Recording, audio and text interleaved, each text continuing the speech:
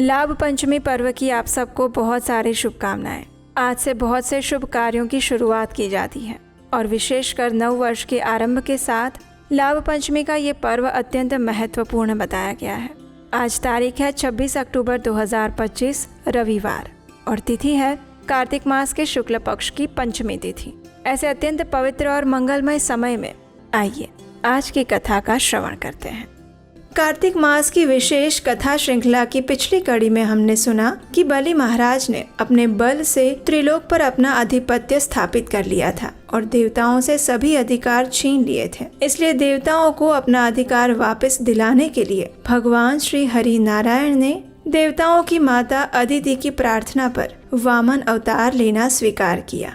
इस कथा को सुनाते हुए अब आगे नारद मुनि कहते हैं, हे राजन, दैत्यराज बलि ने एक बार दैत्य गुरु शुक्राचार्य की देखरेख में विशाल यज्ञ का आयोजन किया था। उस यज्ञ में देवी लक्ष्मी सहित भगवान विष्णु का उन्होंने आवाहन किया और उस समय ब्रह्मचारी के स्वरूप में भगवान वामन देव वहां आ पहुंचे। अब देखिए, गुरु शुक्राचार्य तो त्रिकालज्ञ थे, वे जानते थे और उन्होंने अपनी योग दृष्टि से पहचान कर बलि महाराज को भी वस्तु स्थिति से अवगत करा दिया कि वास्तव में भिक्षा मांगने आया हुआ ये बटुक ब्राह्मण और कोई नहीं अपितु स्वयं भगवान विष्णु ही है। और इस बात का पुनः उच्चारण करते हुए उन्होंने बलि महाराज से कहा, हे दैत्यराज, वामन रूप में यहाँ स्वयं भगवान विष्णु उपस्थित हैं, लेकिन तुम दान देने का संकल्प मत लेना, अन्यथा तुम्हारा अनर्थ हो जाएगा। जब दैत्यराज बलि को इस बात का पता चला तो उन्होंने अपने गुरु से कहा, हे गुरुवर, घर आए याचक को खाली हाथ लौटाना उचित नहीं है। मेरी दृष्टि में ये अधर्म होगा, इससे मुझे अपयश ही मिलेगा और फिर मैं जो भी यज्ञ करता हूँ वो भगवान विष्णु के निमित्त ही तो कर रहा हूँ। ये तो मेरा अहोभाग्य है कि वामन स्वरूप में स्वयं भगवान हरि मेरे द्वार पर याचक बनकर आए हैं, इसलिए मैं अवश्य ही उन्हें दान देने का संकल्प लूंगा। दैत्य गुरु शुक्राचार्य द्वारा अनेक बार समझाने के बाद भी बलि महाराज पर इनका कोई प्रभाव नहीं पड़ा। वे यज्ञशाला में गए, पाद्य अर्घ्य आदि देकर भगवान वामन देव का स्वागत सत्कार किया और उसके बाद उन्होंने हाथ जोड़कर कहा, हे भगवान, आज्ञा कीजिए, मैं आपकी क्या सेवा कर सकता हूँ। आपके दर्शन पाकर मैं धन्य हो गया। तब भगवान वामन देव ने कहा, हे दैत्यराज, तुम्हारे दान की महिमा सुनकर ही मैं यहाँ आया हूँ। तुम मुझे 3 पग भूमि का दान कर दो। जब वामन भगवान ने ऐसा कहा तो दैत्यराज बलि पहले हंसने लगे और फिर कहा, हे ब्रह्मचारी, हे बटुक, 3 पग भूमि से क्या होगा, कुछ और मांग लो, मैं तुम्हें वो भी दे सकता हूँ। तो भगवान वामन ने कहा, दैत्यराज, मुझे प्रलोभन देकर भ्रमित मत करो, मुझे तो केवल 3 पग भूमि ही चाहिए। भूमि का दान महादान है और मैं उसी में संतुष्ट हूँ। और इसी के उपलक्ष्य में मैं तुम्हें एक वृत्तांत सुनाता हूँ, इस पर भी तुम विचार करना। ब्रह्मकल्प में एक ब्राह्मण था जिसका नाम भद्रमती था। उसकी 6 स्त्रियां और अनेक पुत्र थे। दरिद्रता के कारण जब सभी भूख से व्याकुल हो गए तब परिवार सहित उस ब्राह्मण कौशाम्बी नामक नगर में गया। वहाँ उसने सुघोष नामक नगर सेठ से 5 पग भूमि मांगी तो उस नगर सेठ ने उसे 5 पग भूमि दे दी। भूमि का दान करने के कारण सुघोष को वैकुंठ का वास मिला। भद्रमती ब्राह्मण से भी किसी अन्य ब्राह्मण ने वो भूमि दान में मांग ली। इससे भद्रमती को भी मुक्ति प्राप्त हुई। इसलिए हे राजन, तुम भी मुझे 3 पग भूमि का ही दान करो, जिससे मैं भी 3 पग भूमि किसी अन्य को दान करके मोक्ष का मार्ग प्राप्त कर सकूं। कथा को आगे बढ़ाते हुए नारद मुनि कहते हैं, तो इस प्रकार वामन देव की प्रेरणा से राजा बलि ने 3 पग भूमि दान करने का संकल्प लिया। दैत्य गुरु शुक्राचार्य इसके पक्ष में नहीं थे, इसलिए सूक्ष्म रूप से गंगा सागर नलिका वाले लोटे में जल रोक कर वे बैठ गए। अब भगवान वामन देव शुक्राचार्य की इस चतुराई को समझ गए, इसलिए उन्होंने तेज नोक वाली कुशा गंगा सागर की नलिका में डाल दी, जिससे शुक्राचार्य की एक आंख फूट गई। पीड़ा से छटपटाने के कारण कुछ जल राजा बलि की अंजुली में आया और फिर बलि महाराज ने अपना संकल्प पूरा किया। संकल्प हो जाने के बाद वामन देव रूपी भगवान श्री विष्णु ने विराट रूप धारण कर लिया और 2 पग में ही समस्त ब्रह्मांड को नाप लिया। जैसे ही भगवान के चरण के अंगूठे ने ब्रह्मांड का स्पर्श किया तो ब्रह्मांड फूट गया और उस फूटे हुए भाग से जल निकलने लगा और उसी जल से भगवान विष्णु के पांव धुले गए। वही जल पावन धारा धारा बन गया। देवताओं सप्त ऋषियों द्वारा सेवित वो जल सुमेरु पर्वत पर गिरा और गंगा जी के नाम से प्रसिद्ध हुआ। तो इस प्रकार पतित पावन गंगा जी की उत्पत्ति हुई, जिनके जल में स्नान करने से अत्यंत पापी मनुष्य के भी सभी पाप नष्ट हो जाते हैं। ये दृश्य देखकर देवता ऋषि मुनि भगवान की स्तुति करते हुए इस प्रकार कहने लगे, हे जगत के पालनहार परम पिता परमेश्वर, आपको बारंबार नमस्कार है। स्तुति सुनकर भगवान ने देवताओं को उनका स्थान सौंप दिया और राजा बलि को पाताल में भेजकर वरदान दिया कि अग्नि में मंत्र रहित जो हवन किया जाएगा उसका तथा कुपात्र को अपवित्रता पूर्वक दिए गए दान का फल तुम्हें प्राप्त होगा। इस प्रकार भगवान विष्णु ने देवताओं को स्वर्ग और बलि तथा अन्य दैत्यों को पाताल में भेज दिया और स्वयं पुनः वामन रूप होकर तपस्या करने के लिए चले गए। इस कथा की पूर्णाहुति करते हुए नारद मुनि कहते हैं, हे राजन, राजा बलि की कथा और गंगा जी की उत्पत्ति का ये पवित्र प्रसंग जो भी मनुष्य श्रद्धा भाव से पठन और श्रवण करेगा उसे वैकुंठ वास का अधिकार मिलेगा। तो इस प्रकार वामन अवतार लेकर भगवान श्री हरि विष्णु ने देवताओं की रक्षा की और उनको अपने अधिकार वापस दिलाए। भगवान श्री हरि समस्त जीवों की रक्षा के लिए अनेक बार अवतार धारण करके आते हैं। धरती पर बढ़ते हुए पापों को नाश करके जीव मात्र की रक्षा करते हैं। आइए अब हम सुनते हैं मन और हृदय को दिव्य आध्यात्मिक आनंद प्रदान करने वाला ये सुंदर हृदय स्पर्शी दिव्य भजन।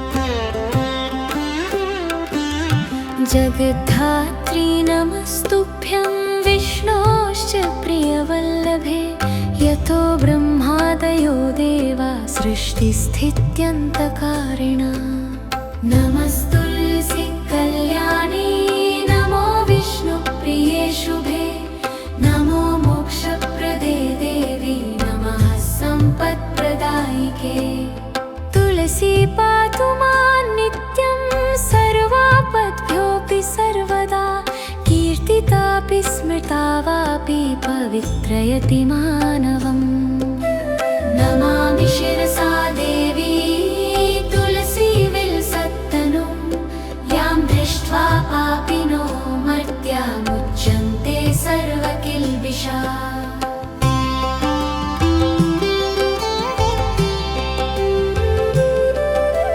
तुलस्या रक्षितं सर्वं जगदेतच्चराचरं या विनिहन्ति पापानि दृष्ट्वा वा पापिभिर्नरै नमस्तुलस्यतितरां यस्यै बद्ध्वाञ्जलिं कलौ कलयन्ति सुखं सर्वं स्त्रियो वैश्यास्तथा परे तुलस्या न परं किञ्चित् दैवतं जगतीतले यथा पवित्रितो लोको विष्णुसङ्गेन वैष्णनः तुलस्या पल्लवं विष्णोः शिरस्यारोपितं कलौ आरोपयति सर्वाणि श्रेयांसि वरस्तके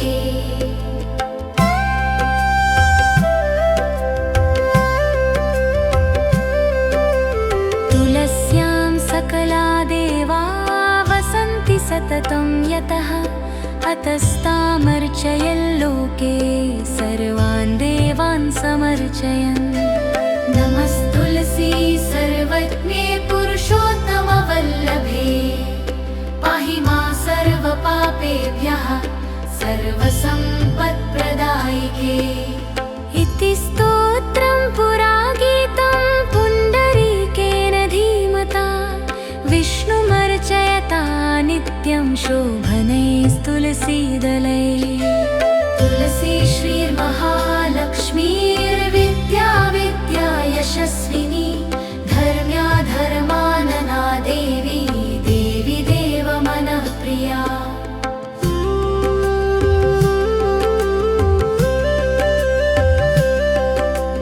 लक्ष्मी प्रिय सखी देवी द्यौर्भूमिरचलाचला षोडशैतानि नामानि तुलस्या कीर्तयन् नरः लभते सुतरां भक्तिमन्ते विष्णुपदं लभे तुलसी भूर्महालक्ष्मी पद्मिनी श्रीहरिप्रिया तुलसी श्री सखी शुभे पापहारिणी पुण्यदे नमस्ते नारदनुते नारायण मनः प्रिये इति श्री पुण्डरीककृतं तुलसी स्तोत्रं सम्पूर्णम्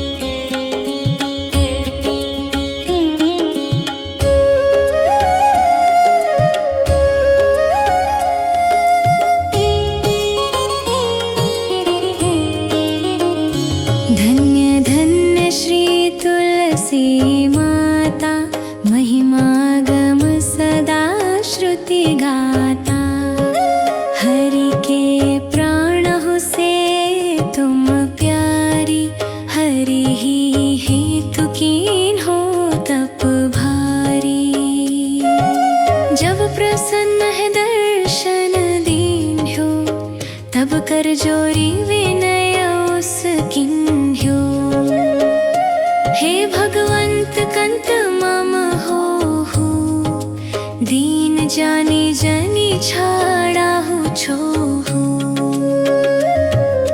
सुनी लक्ष्मी तुलसी की बानी दी हूँ श्राप कध पर आनी उस योग्य वर मांगन हारी हो विटप तुम जड़ तनुधारी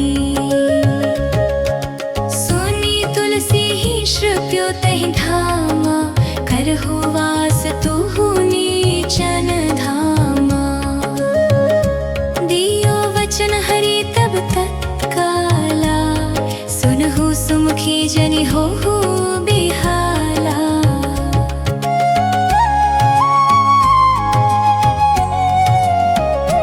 समय पाई होरो पाती तोरा पुजी हो आस वचन सत मोरा तब गोकुल मह गोप सुदामा तासु भई तुलसी तुबामा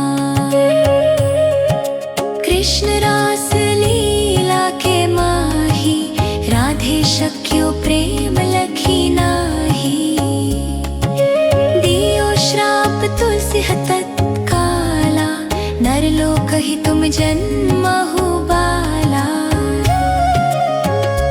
यो गोप वह दानव राजा शंख चूड़ नामक शिर ताजा तुलसी भई तासु की नारी परम सती गुण रूप आगारी असवै कल्प बीत जब गयो कल्प तृतीय जन्म तब भयो वृंदा नाम भयो तुलसी को असुर जलंधर नाम पति को करियति वंद तुल बलधामा लीलिन्हा शंकर से संग्राम जब निज सैन्य सहित शिव हारे मरहि न तब हर हरि ही पुकारे पतिव्रता वृंदा थी नारी को न सके पति ही संहारी तब जलंधर ही भेष बनाए वृंदा ढिग हरि पहुँचो जाई शिव हित लहि करि कपट प्रसंगा कियो सतीत्व धर्म तो ही भंगा भयो जलंधर कर संहारा सुनी उर शोक उपारा तिहि क्षण दियो कपट हरि टारी लखी वृंदा दुख गिरा उचारी जलंधर जस हत्यो अभीता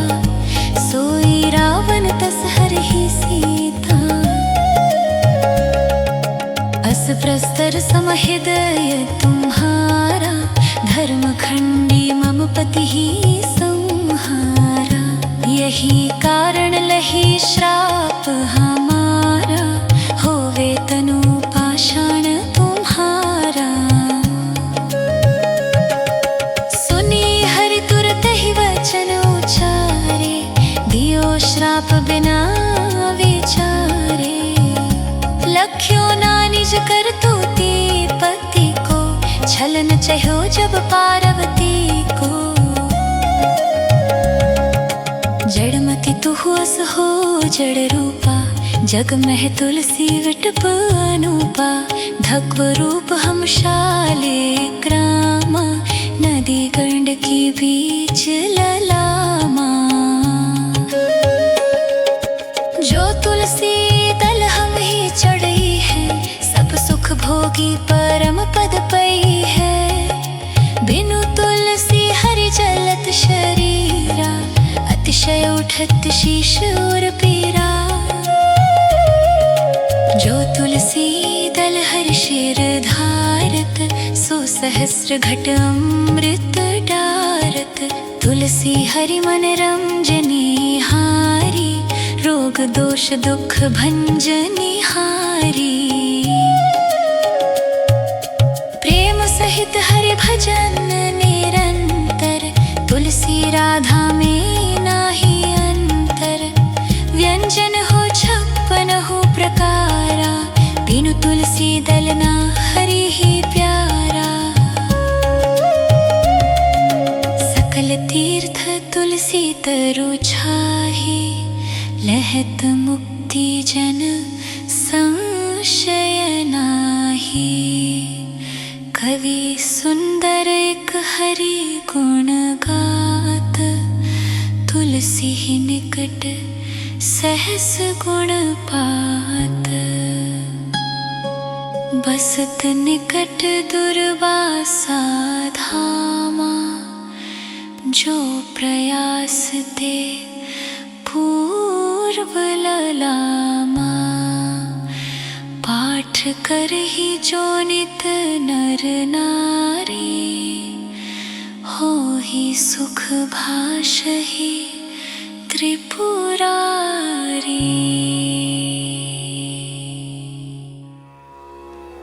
जय जय तुलसी माता, सब जग की सुखदाता।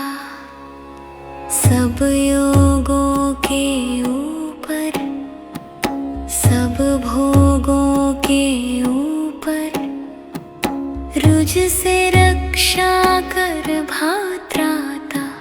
जय जय तुलसी माता।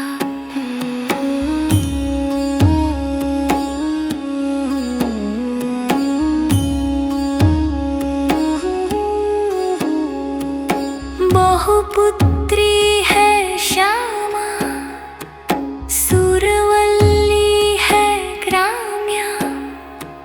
विष्णु प्रिय जो तुमको सेवे, सो नर तर जाता। जय जय तुलसी माता।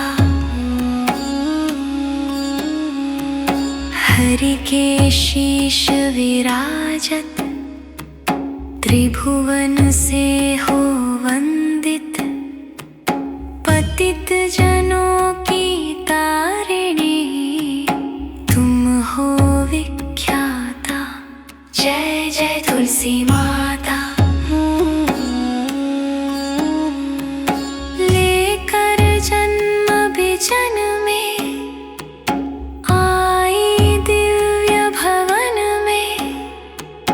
मानव लोक तुम्ही से, सुख संपत्ति पाता।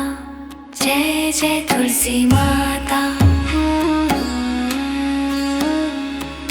हरि को तुम अति प्यारी, श्याम वर्ण सुकुमारी।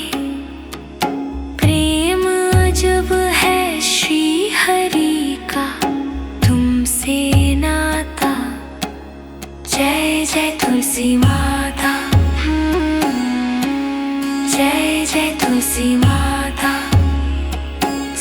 सबकी सुखदाता वरमाता।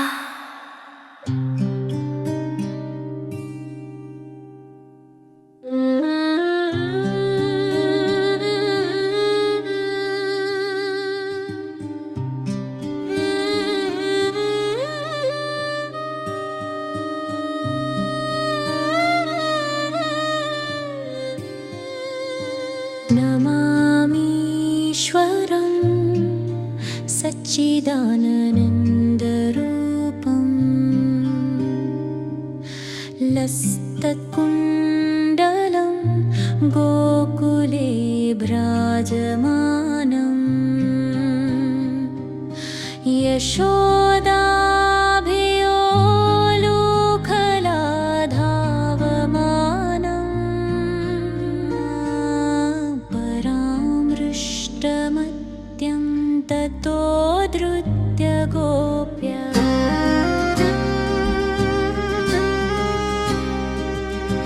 रुदन्तं मुहुरनेत्रयुग्मं पृजन्तं कराम्भोजयुग्मेन सातं कनेत्रं मुहुश्वासकम्पत्रिरेखा प्रकण्ठ सितग्रैव दामोदरं भक्तिबद्धं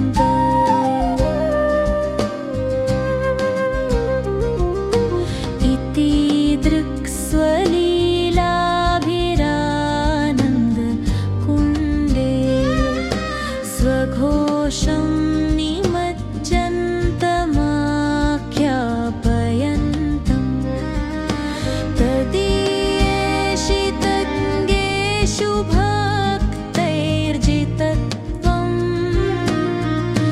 पुनः प्रेमतस्तं शतावृत्ति वन्दे।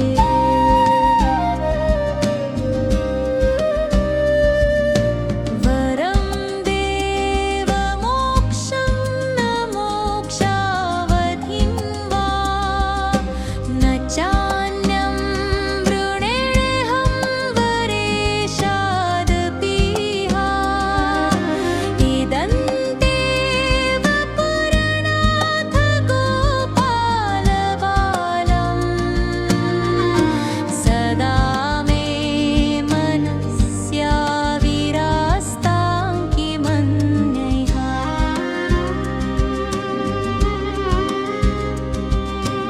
इदन्ते मुखाम्भोजमव्यक्तनीलै वृतं कुन्तलै स्निग्धरक्तैश्च गोप्या। मुहुश्चुम्बितं बिम्बरक्ताधरं मे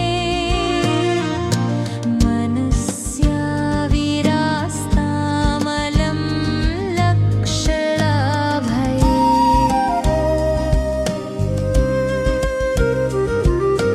नमो देवदामोदरानन्तविष्णो प्रसीद प्रभो दुःखजालाब्धिमग्नं कृपादृष्टिवृष्ट्यातिदीनं बतानुगृहाणेश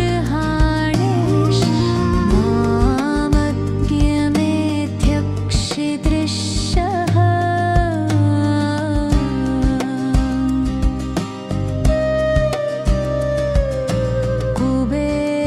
कुबेरात्मजो बद्धमुरद्देव यद्वत् त्वया मोचितो भक्तिभाजो कृतो च तथा प्रेमभक्तिं स्वकां मे प्रयच्छ। जमो